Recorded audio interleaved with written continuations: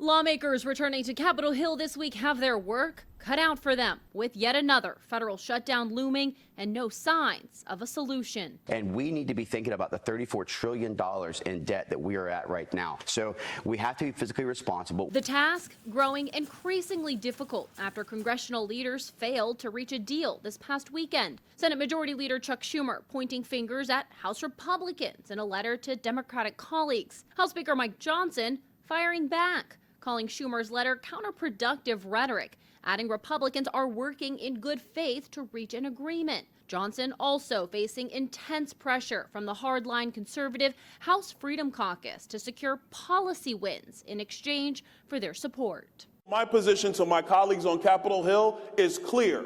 You either secure the border or you get no money for the government. Former Speaker Kevin McCarthy lost his gavel in a similar situation last fall. Well, the government shutdown's not ideal, but it's not the worst thing. It would be worse to exacerbate the problem, to further increase our debt and our spending, to continue to fund a government that's facilitating the border invasion. Democratic Senator Mark Warner pointing out this isn't a game. Federal workers will miss paychecks, adding House Republicans need to stop gambling with hardworking Americans' livelihoods.